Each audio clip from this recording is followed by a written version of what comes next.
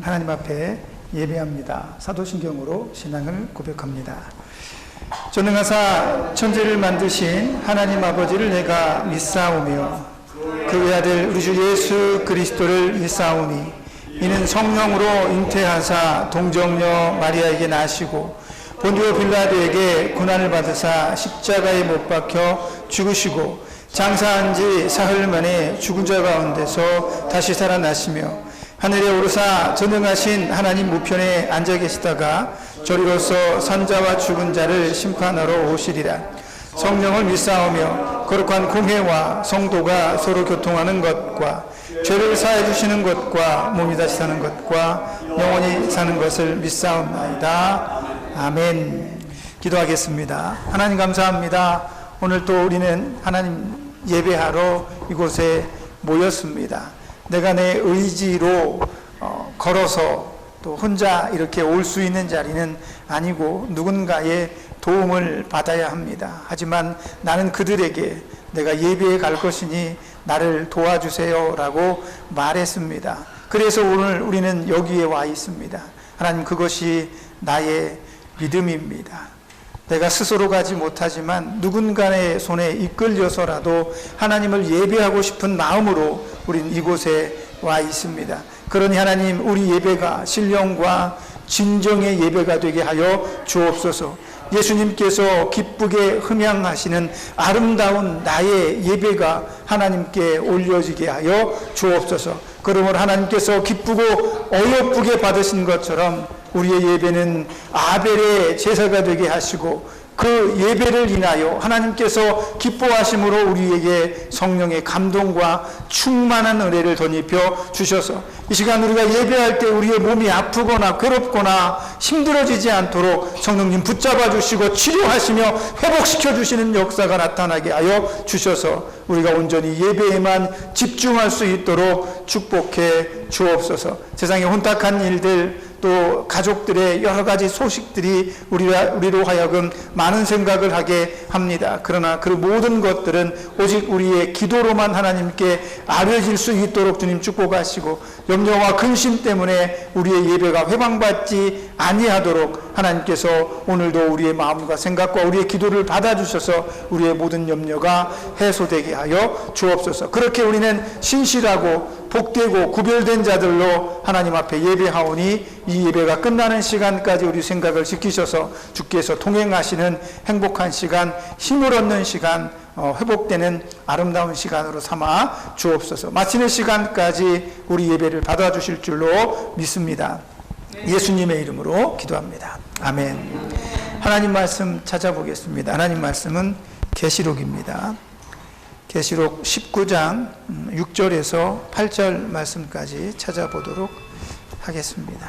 계시록 19장 6절에서 8절입니다. 찾으신 것으로 알고 다 같이 한 목소리로 크게 봉독해 올리겠습니다. 시작. 또 내가 들으니 허다한 무리의 음성과도 같고 많은 물소리와도 같고 큰 우레소리와도 같은 소리로 이르되 할렐루야, 주 우리 하나님 곧 전능하신 이가 통치하시도다. 우리가 즐거워하고 크게 기뻐하며 그에게 영광을 돌리세. 어린 양의 혼인기약이 이르렀고 그의 아내가 자신을 준비하였으므로 그에게 빛나고 깨끗한 세마포 옷을 입도록 허락하셨으니 이 세마포 옷은 성도들의 옳은 행실이로다 하더라. 아멘.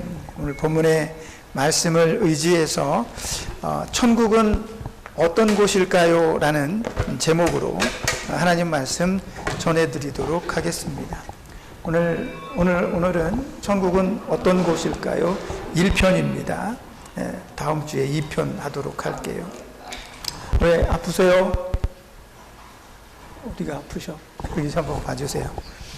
오늘 본문의 말씀은 요한 사도가 마지막까지 사도들은 다 순교하고 또 천국에 가고 난 다음에 아주 오래도록 살아남으면서 마지막으로 요한계시록을 요한이 받아 적은 기록입니다. 그래서 마치 요한은 환상처럼 이 요한계시록을 보았습니다.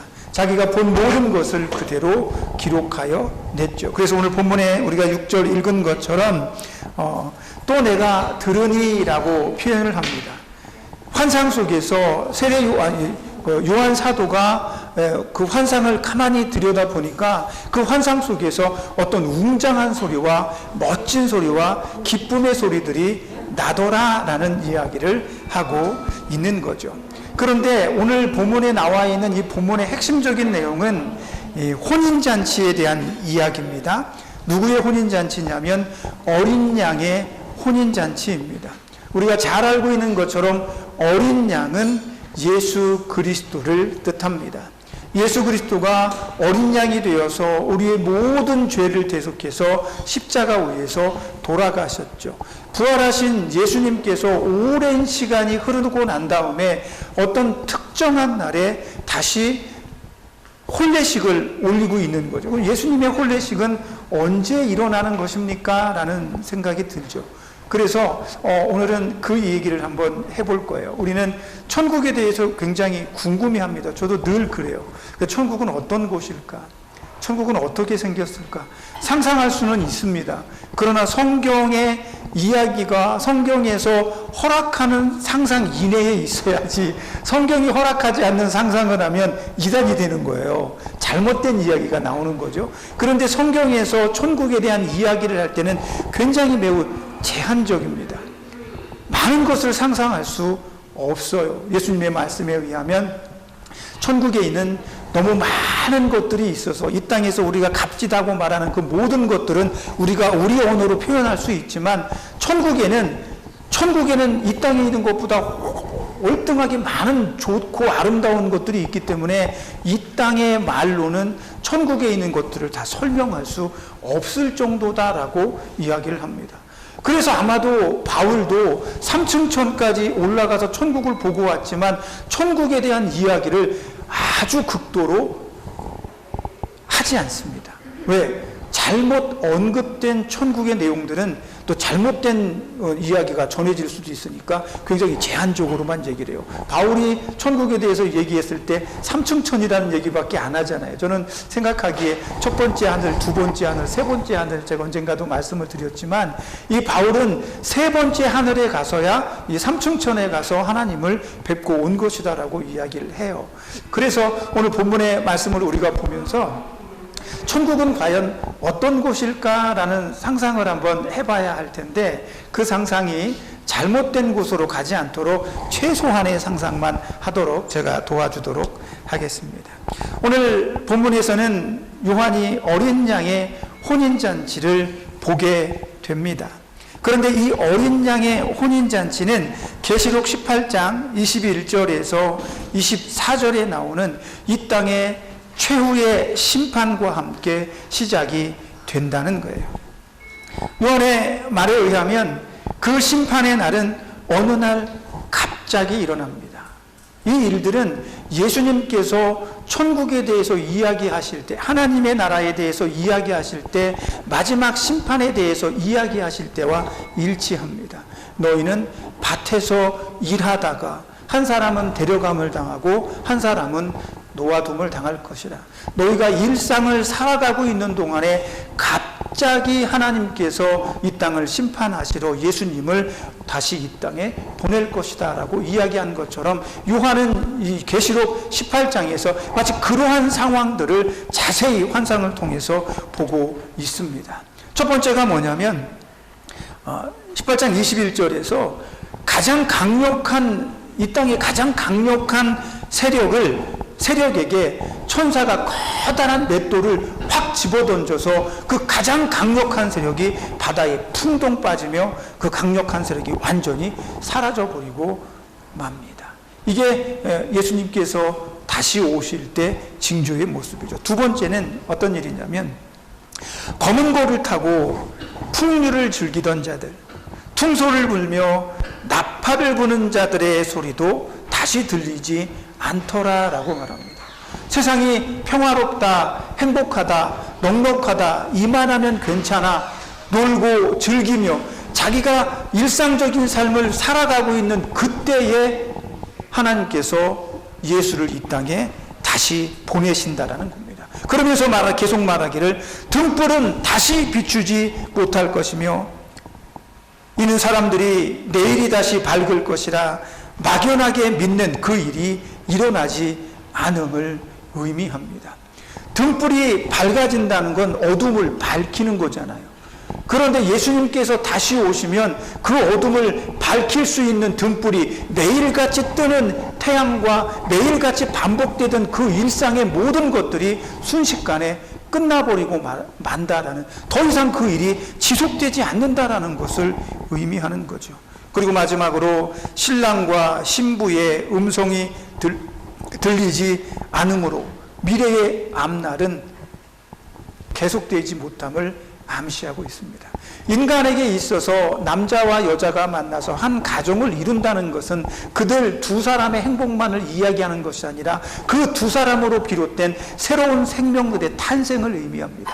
그런 새로운 생명의 탄생은 하나님께서 이 땅을 창조하시고 난 다음에 그 아담과 하와에게 너희는 세상에 나아가 번성하고 창대할지니라 이렇게 말씀하신 것처럼 두 사람을 축복하면서 두 사람에게서부터 비롯된 수많은 영혼들에 대한 미래를 축복하신 거죠. 그러나 요한이 마지막 때를 보니까 더 이상 신랑 신부의 즐거운 음성, 미래를 생각하고 계획하는 이런 모든 장밋빛이 사라져버리고 말았다는 겁니다.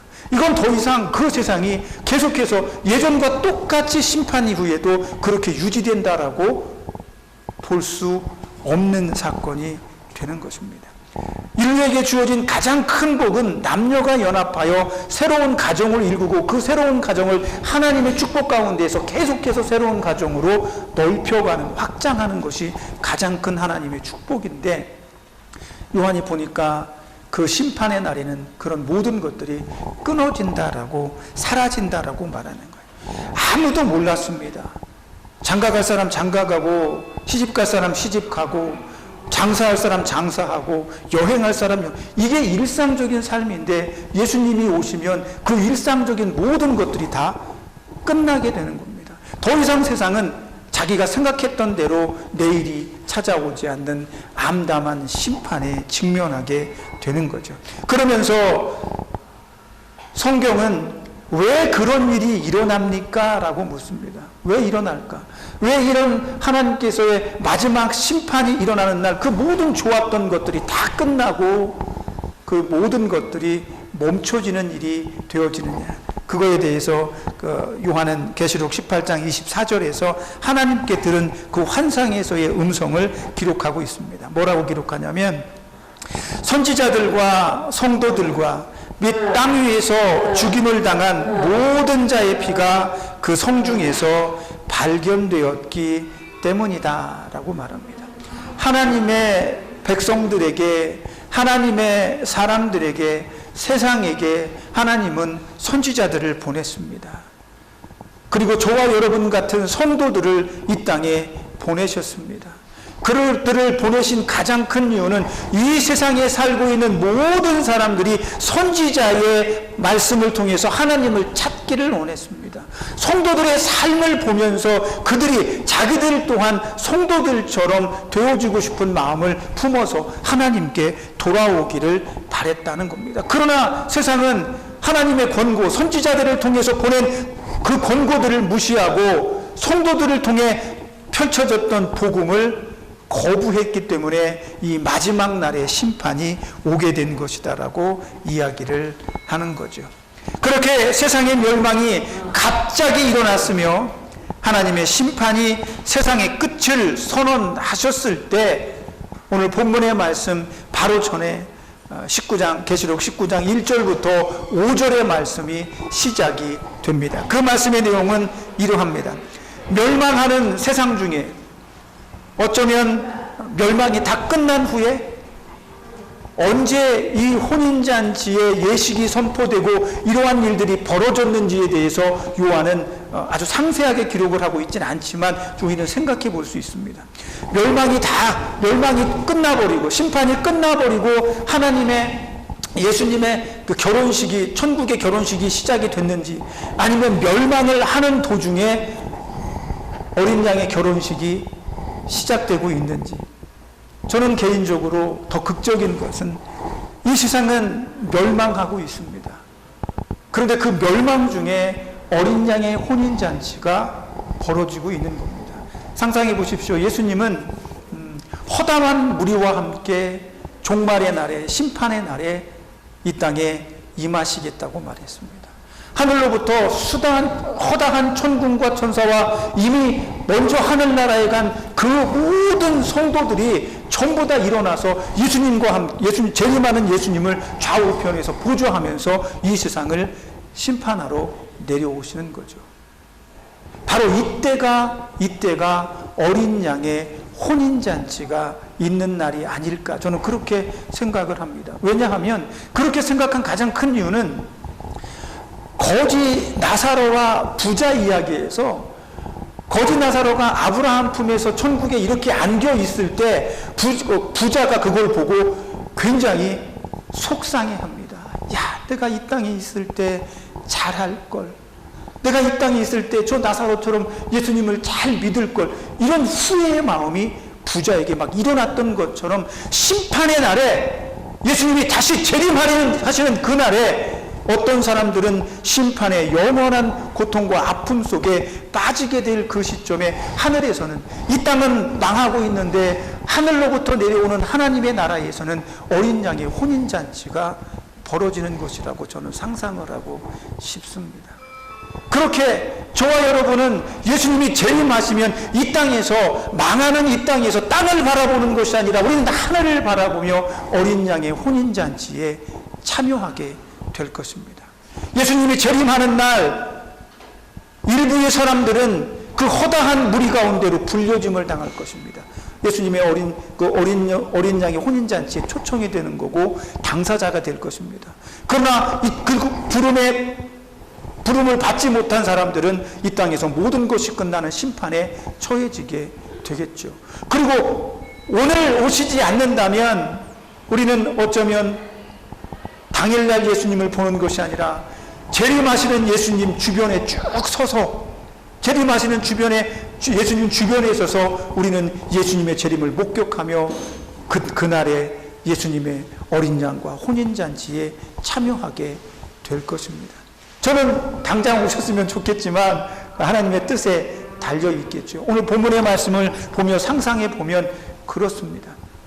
심판의 날에 하늘로부터 예수님의 재림이 임하시면서 허다한 무리들이 예수님과 함께 그런 그림 본 적 있죠. 성화로 그렇게 내려오고 계시면서 그날에 어린 양의 혼인잔치가 열어지게 되는 거죠.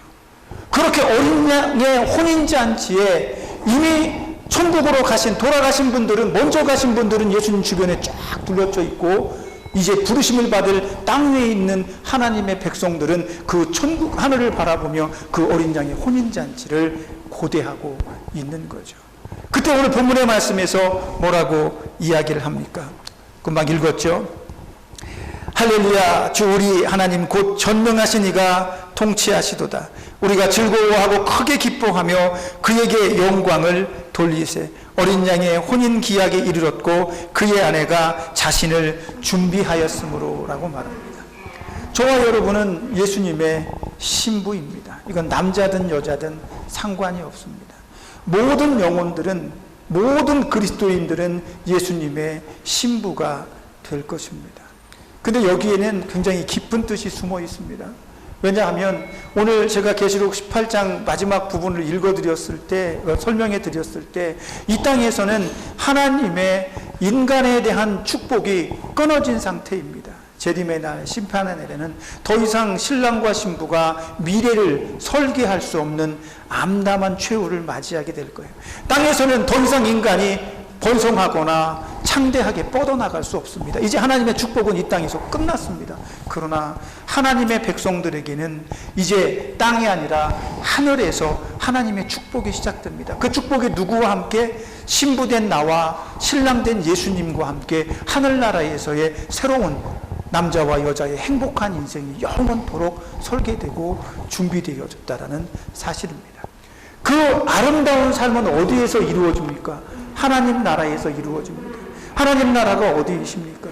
예수님께서 오늘 본문에서 재림하시는 그날에 예수님과 혼인한 모든 그리스도인들은 예수님과 함께 예수님이 천국에 준비하신, 예수님이 만들어 놓으신 그 처소에서 영원토록 살게 될 것입니다. 우리가 이해할 수 있도록 예수님은 처소라는 단어를 쓰셨지만 그 말씀의 의미는 천국에서 우리가 거할 곳이 있게 하시겠다는 얘기입니다. 그곳에서 우리는 우리가 상상하는 가장 아름다운 모습으로, 가장 행복한 모습으로 예수님과 함께 영원한 행복을 누리게 될 것입니다. 뭐가 얼마나 아름답고 뭐가 더 얼마나 있고 우리가 이 땅에서 보는 것보다 더 휘황찬란한 것이 있어서 행복한 것이 아니라 그 땅은 예수님이 나를 위해 예비한 것이 있기 때문에 천국은 아름다운 곳이며 행복한 것이다 라고 하는 것입니다. 그러면 우리가 천국은 어떤 곳일까요? 라고 물어보면 천국은 예수님이 계신 곳입니다. 내 신랑 예수님이 있는 곳입니다. 할렐루야. 우리 주 예수 그리스도께서 영원히 통치하시는 바로 그런 나라입니다 라고 하는 거죠. 반면에 이 땅은 예수님의 종말 심판과 함께 이 땅은 더 이상 모든 즐거움과 기세조음과 막강함이 사라져버리고 없어져 버릴 것입니다. 그러나 천국은 영원하신 우리 주님과 함께 영원토록 함께 지속될 것입니다. 천국은 그런 곳입니다. 저와 여러분이 그런 천국으로 초대받고 있습니다. 오늘 여러분의 몸이 갑자기 나빠져서 여러분이 이 땅에서의 삶을 모두 마감할지라도 여러분은 예수님의 재림하는 그날에 예수님 양옆으로 아름다운 증인, 허다한 무리 가운데 하나로 이 땅에 함께 내려오시게 될 겁니다. 그런 것들을 상상하는 것이 천국입니다. 예수님은 그런 것들을 우리에게 주셨습니다. 그리고 가장 중요한 것 가운데 하나가 그 어린 양의 혼인잔치, 재림하시는 그 하늘에서 펼쳐지는 아름다운 그 혼인잔치에는 특별한 옷을 준비해야 됩니다. 그 옷이 뭐냐면 오늘 우리가 마지막 절에 읽었던 세마포 옷입니다. 그런데 이 세마포 옷이 무엇일까 생각을 해보니까, 무엇일까 자세히 들여다보니까 본문의 말씀에서는 이 세마포 옷이 무엇이냐? 그리스도인들의 거룩한 삶이다 이렇게 규정하고 있습니다. 그건 이미 내가 만들어야 되는 겁니다. 예수님과의 혼인잔치에서 우리는 예쁜 드레스를 입어야 됩니다. 그리고 그 예쁜 드레스를 입어야 되는데 그 드레스는 누가 준비합니까? 오늘 본문에 우리가 읽었죠. 8절에 그에게 빛나고 깨끗한 세마포 옷을 입도록 허락하셨으니 이 세마포 옷은 성도들의 옳은 행실이로다 이렇게 말합니다. 예수님의 혼인잔치, 어린 양의 혼인잔치의 신부로서 내가 입어야 할 옷은 성도들의 옳은 행실이다 이런 얘기입니다. 그러면 여러분들은 지금 어떤 세마포 옷을 준비하고 있을까요? 다행히 여러분들은 한평생 다 살아오셔서 그 옷이 거의 완성됐다라고 볼 수가 있어요. 여기 어린 친구들은 지금부터 그 옷을 예쁘게 만들어야 됩니다. 얼마나 열심히 살아야 되겠습니까? 그런데 디모데 후서에 보니까 3장 5절에 이런 얘기가 있습니다. 경건의 모양은 있으나 경건의 능력은 없는 자들이란 얘기가 나옵니다. 이 경건의 모양이라고 하는 건 예수 그리스도의 말씀이라고 이야기를 합니다. 그 말씀에 따라서 우리는 기도하고 찬양도 하고 하나님의 말씀을 사모해 읽기도 합니다. 이런 말씀을 보고 찬양하고 기도하는 모든 일련의 행위들은 경건한 삶의 범주에 들어갑니다. 그런데 사람들의 모습을 가만히 보니까 그런 경건의 모양들은 가지고 있습니다. 주일마다 때마다 예배 시간에 나와서 예배도 잘 드립니다. 나와서 하나님을 잘 찬양도 하고 조용히 앉아서 묵상하며 기도할 때도 있습니다. 그런데 문제는 그게 문제가 아닙니다. 디모데후서에 바울이 얘기한 건 사람들도 경건의 모양은 있다는 겁니다. 그런 행동들은 한다는 거예요. 예수님께 배운 그런 일들은 하고 있다는 겁니다. 그런데 문제는 경건의 능력이 나타나지 않는 것이 문제라는 겁니다. 경건의 능력이라고 번역된 이 단어를 보면 미드나시라고 하는데요. 그 원형이. 근데 이 미드나시는 영어의 표현으로 말하면 다이너마이트를 이야기를 하는 거예요. 얼마나 파괴적이고 힘이 있고 강력합니까? 경건의 능력이라고 하는 건 마치 다이너마이트처럼 강력하다는 겁니다. 그럼 경건의 능력이 무엇입니까? 어떤 사람이 병자인데 예수님의 옷자락만 잡아도 내 병이 낫겠다 싶어서 예수님의 옷자락을 잡으니까 순식간에 그 사람이 혈류병이 싹 마르게 됩니다.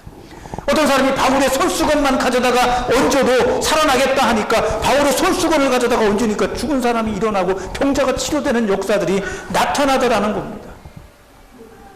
베드로가 내가 가진 것은 은과 금은 아니나 내가 가지고 있는 예수 그리스도의 이름으로 일어나 걸어라 그러니까 이 사람이 일어나 걷습니다.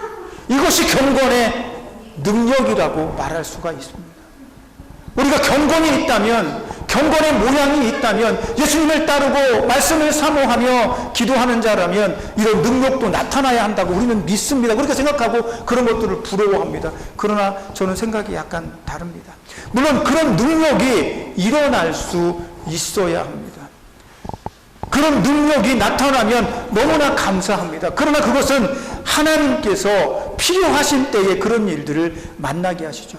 경건의 가장 큰 능력, 가장 경건의 큰 힘이 무엇이냐? 바로 한 영혼을 살리는 힘입니다.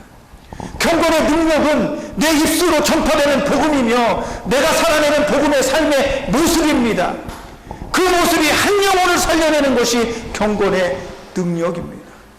내가 오늘 경건한 모습으로 하나님을 따르고 하나님을 아름답게 섬기며 어떤 자에게 복음을 증거하고 내가 예수님을 얼마나 사랑하고 내가 너를 얼마나 사랑하고 배려하고 용서하는지를 그에게 보여준다면 그가 그것을 통해 하나님께 영광을 돌리고 하나님을 따르는 사람이 되어지는 것, 이것이 경건의 능력 가운데 가장 큰 능력이다라는 겁니다. 병을 고칠 수도 있습니다. 그러나 그렇지 않을 수도 있습니다. 경건의 능력은 하나님의 말씀대로 살아온 자들이 그 하나님의 말씀을 증거할 때 나타나는 것이 능력이다라고 말합니다.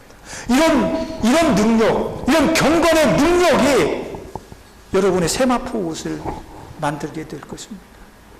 천국은 어떻게 생겼을까요?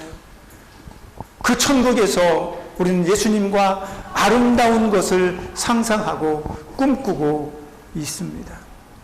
그 천국에서 우리는 어떤 삶을 살아야 할까요? 그러나 그 천국에 들어가는 어린 양의 혼인잔치의 날에 우리는 우리의 옳은 삶이 만들어낸, 경건의 능력이 만들어낸 아름다운 웨딩드레스를 입고 예수님 앞에 서야 한다는 것입니다. 그 이후에 우리는 천국에서의 아름다운 삶을 예수님과 누릴 수가 있게 될 것입니다. 예수님은 말씀합니다. 자, 지금까지 너희가 준비한 깨끗한 세마포 옷을 오늘 입어라. 나를 만나는 그날에 입으라. 이것은 이 땅에서 예수님을 만난 자들이나 예수님과 함께 예수님의 재림을 보좌하는 수많은 먼저 가신 분들에게나 똑같이 적용되는 웨딩드레스입니다. 그것을 입고 우리는 천국에서의 삶을 시작할 수 있게 될 것입니다. 그 천국은 예수님이 만들어 놓으신 것입니다. 예수님은 나를 너무나 잘 아시죠. 내가 뭘 원하는지 알고 있습니다. 내가 원하는 아름다운 것들로 초소를 만들어 놓은 예수님께서, 저는 그런 생각을 합니다. 예수님이 우리를 위해 초소를 만드셨을 때 저는 한국에 살 때 아파트에 살았습니다. 12,000세대 정도가 여기 이렇게 아파트 엄청난 인구잖아요. 그렇게 사는데 그 가운데 내가 12,000명, 12,000세대, 그러니까 세대니까 집이 12,000개라는 거예요. 그럼 그 안에 살고 있는 사람은 2사람, 3사람만 더해도 엄청난 숫자잖아요. 한 4만 명 이상 될 텐데 그 중에 하나가 나야. 근데 예수님께서 천국에 그렇게 아파트 다닥다닥 져가지고 나를 살게 하실 것 같지는 않아. 저는 개인적으로 산수화 굉장히 좋아합니다. 버드나무 가지가 이렇게 흩뿌리고 강해하라가 이렇게 굽이치며 멀리 산이 이렇게 쫙 있고 이런 풍경에서 옆에 초가집 하나 있고 거기서 낚시하며 살아가는 이런 모습 맨날 그렇게 사는 건 지겹겠지만 상상하는 건 굉장히 좋은 것 같아요. 차분하고 편안하고. 예수님은 내가 어떤 삶을 살기를 원하는지 아니까 혹시 천국에 나를 위해서 그렇게 편안한 환경의 집들을 만드신 것은 아닐까, 그렇게 상상을 해봅니다. 천국은 내가 상상하는 그것 이상의 것들이 있습니다. 그곳에서 여러분과 저는 하나님과 함께, 예수님과 함께 영원히 살아가게 될 것입니다. 그 천국을 상상하십니까? 그 천국에 입성해서 예수님과 함께 아름다운 혼례를 치를 수 있도록 여러분의 옳은 삶이 오늘도 여러분의 웨딩드레스를 더 한층 아름답고 풍성하게 만들 것이라고 믿습니다. 그런 이 한 주간 여러분들이 휠체어와 베드에 누워서 내가 무슨 웨딩드레스를 만들겠어 라고 생각하지 마십시오. 여러분의 옳은 행실과 옳은 말과 옳은 복음의 소리들이 여러분을 더 아름답고 풍성하게 만들게 될 것이기 때문입니다. 우리는 그렇게 만들어진 아름다운 웨딩드레스를 입고 예수님 앞에 나아갈 것이며 예수님과 천국에서 행복하게 살 것입니다. 아무것도 필요 없고 오직 예수님만입니다. 여러분이 혹시 보고 싶은 분들은 먼저 그곳에서 기다리고 있겠죠. 그래서 제가 항상 말씀드리잖아요. 죄송하지만, 송구하지만 저보다 여러분이 먼저 천국에 가실 겁니다. 그건 제가 오늘 갑자기 특별한 사고나 병이 들어서 먼저 가지 않는 이상 여러분들이 먼저 가십니다. 먼저 가셔도 슬퍼하거나 외로워하지 마십시오. 천국에서 하루가 1000년 같고 이 땅에 1000년 같고 눈 깜짝할 새의 시간들이 가요. 천국 가서 잠깐만 기다리면 제가 금방 따라갈 겁니다. 혹시 압니까? 여러분들이 예수님 앞에서 예수님 문 두드리고 있는데 제가 저 밑에 계단에서 올라오고 있을지도 몰라요. 그러니 우린 잘 지내야 됩니다. 보면 아는 척하고 축복해주고 인사해주세요. 주변에 만나는 모든 사람들에게 우리 천국에서 만납시다. 우리 그때 더 행복하게 삽시다. 그러면서 서로 간에 행복하고 좋은 모양들을 만들어가는 것. 옳은 행실들로 여러분의 삶을 마지막까지 장식하고 만들어내는 여러분들이 되십시오. 그리고 천국에 먼저 가시면 나중에 제가 도착하면 꼭 가이드 해 주십시오. 먼저 와서 보니까 여기가 너무 좋아요. 저기도 너무 좋아요. 이런 걸 알려주시면 얼마나 좋아요. 천국은 그런 곳입니다. 먼저 간 자들이 먼저 예수님을 만나고 먼저 하나님과 행복한 인생을 꿈꾸게 될 것입니다. 내가 만약에 볼 수만 있으면 여러분들이 천국에 가시고 난 다음에 한 10년 뒤에 제가 좀 더 흰머리가 많아져서 천국을 보면, 야, 그때 우리 김 집사님, 우리 황 집사님 그렇게 힘들게 우리 함께 예배했는데 천국에도 저렇게 멋지게 살고 계시구나. 이런 걸 보면 얼마나 좋을까. 부자 나사로처럼. 가끔 그런 생각도 해봅니다. 천국은 그런 곳입니다. 심판의 날에 천국을 바라보면서 땅을 치며 후회하게 만드는 그런 곳이 천국입니다. 저 여러분은 그곳으로 부름을 받았습니다. 이제 한 걸음 한 걸음 더 힘차게 갑시다. 이 땅에서 여러분의 오랜 삶이 아름다운 세마포 옷을 만들어낼 수 있도록 경건의 능력을 가진 아름다운 저와 여러분으로 이 한 주간도 예수님과 동행하며 승리합시다. 기도하겠습니다. 하나님, 저는 부족합니다. 그러나 우리 예수님과 함께 한다면 우리는 행복한 것들을 소망할 수 있습니다. 오늘의 이 땅을 바라보는 것이 아니라 우리는 하늘을 바라보며 어린 양과의 혼인잔치에 입을 아름다운 세마포 옷을 오늘도 한 땀 한 땀 만들어 갈 것입니다. 거기에 내 옳은 삶의 모습이 있습니다. 말씀과 기도와 찬양으로 단련된 아름답고 선한 내가 있습니다. 그런 모습으로 예수님께서 나를 위해 예비하신 그 아름다운 천국을 향해 한 걸음 한 걸음 나아갈 때 그곳을 상상하며 그곳을 축복하며 내 자녀들과 함께 누리고 싶다고 기도하는 아름다운 깨어있는 영혼으로 이 한 주간도 살게 해 주옵소서. 예수님의 이름으로 기도합니다. 아멘.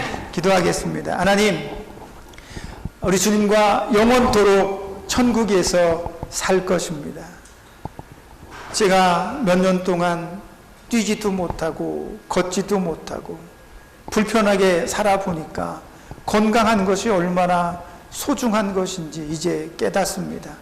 그러나 좌절하거나 실망하지 않게 해 주옵소서. 우리의 아픔과 이 절망이 이 땅에서 끝나는 것이 아니라 천국에서 회복되어지며 완성되어져서 우리는 이전보다 더 강한 모습으로, 이전보다 더 아름다운 모습으로 주님과 영원토록 행복하게 살게 될 것이기 때문입니다. 그것이 내 믿음입니다.